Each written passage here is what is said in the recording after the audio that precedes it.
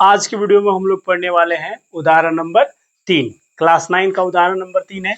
Question कहता है कि संख्या रेखा पर √2 का स्थान निर्धारण कीजिए। बहुत ही सिंपल प्रश्न है। इसके लिए आपको सिर्फ और सिर्फ पाइथागोरस प्रमेय पता होना चाहिए, जो कि आप लोग पहले पढ़ चुके हैं। तो √2 का स्थान निर्धारण करना है। इसके लिए हम लोगों को सबसे पहले क्या खींचना होगा? एक संख्या रेखा खींचना होगा, क्योंकि यहाँ पे बोला क्या है कि संख्या रेखा पर ही √2 का स्थान निर्धारण करना है।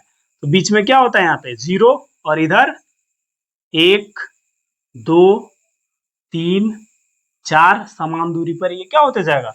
इधर बढ़ते जाएगा। और इधर होता है क्या चीज? नेगेटिव 1 -1 -2 -3, इसी तरह से ये बढ़ते जाएगा। ठीक है, जैसे 1 2 3 4 संख्या रेखा पे है, उसी तरह से कहीं ना कहीं √2 भी संख्या रेखा पर है। तो इसी को हम लोगों को यहाँ पे दिखाना है। क्वेश्चन यही कर रहा है।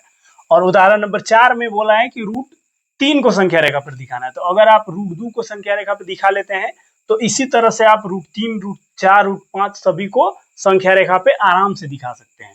√4 तो ऐसे क्या हो गया? 2 ही हो गया, और रूट से आराम से बाहर निकल सकता है। तो हम लोग क्वेश्चन को सोल्व करते हैं। √2 को दिखाना है।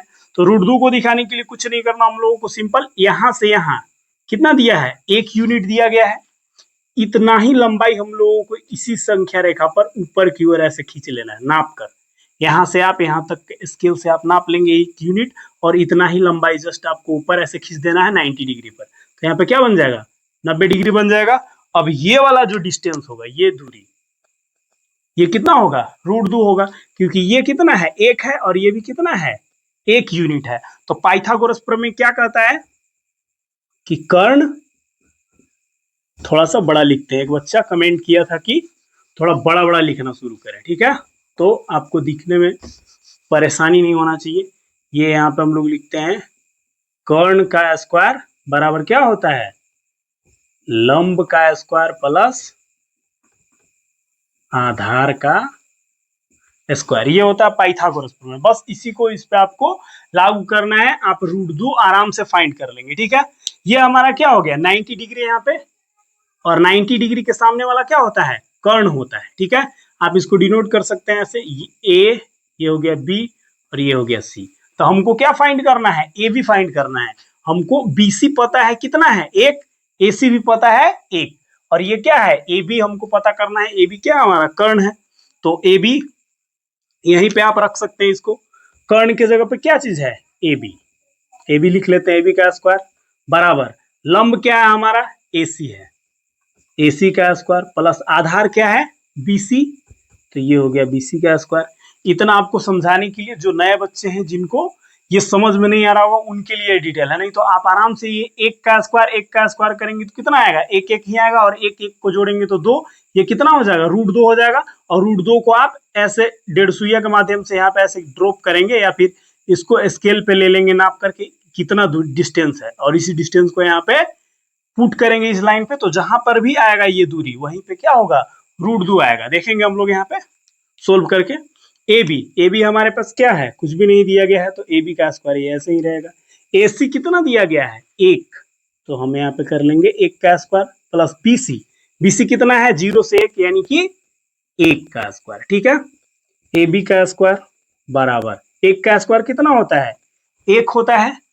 यहाँ पे भी 1 का स्क्वायर 1 होगा। ए बी का स्क्वायर बराबर 1 और 1 2, और इधर से स्क्वायर हटेगा तो क्या हो जाएगा? रूट चढ़ जाएगा, यानी √2। ये जो हमको लाइन प्राप्त हुआ है, ये जो डिस्टेंस है, ये कितना है? √2 है। इसको आप 1.5 सुइया के माध्यम से यहाँ पे रखेंगे 1 और 1 यहाँ पे, और इसको ऐसे ड्रॉप करेंगे लाइन पे, तो कुछ यहाँ पे आएगा इस तरह से।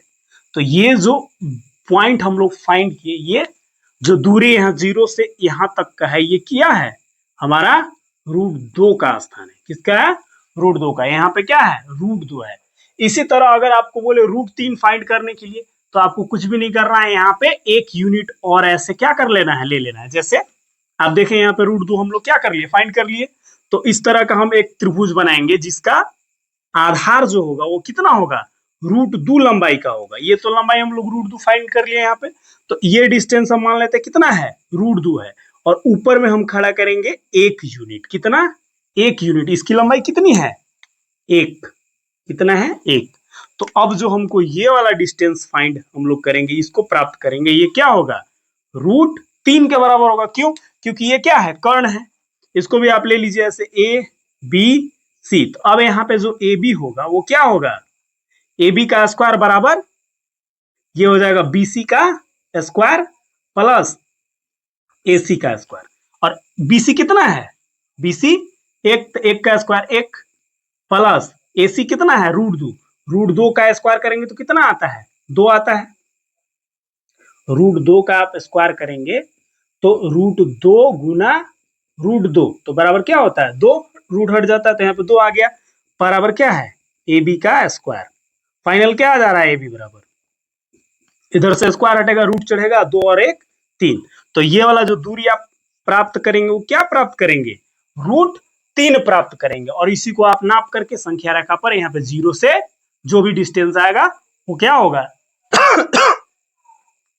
√3 के बराबर होगा। आपको समझ में आ गया होगा। इसी तरह आप आगे बढ़ा करके एक एक √4 तो आपको फाइंड करना है, √5 आप फाइंड कर सकते हैं, √6 √6 फाइंड कर सकते हैं, √7 फाइंड कर सकते हैं। सबका नियम क्या है, यही है। आपको √2 निकालने आ गया, √3 भी आप निकाल सकते हैं, √5 भी निकाल सकते हैं, और सबको क्लास 9th में फाइंड करना है। तो उम्मीद करते हैं कि आपको ये क्वेश्चन अच्छे से समझ में आ गया होगा। अगर इस क्वेश्चन में कहीं भी आपको कोई दिक्कत होता है, परेशानी होता है, तो आप कमेंट कर सकते हैं, उसका आपको रिप्लाई दिया जाएगा या उससे रिलेटेड आपको वीडियो प्रोवाइड किया जाएगा। ठीक है।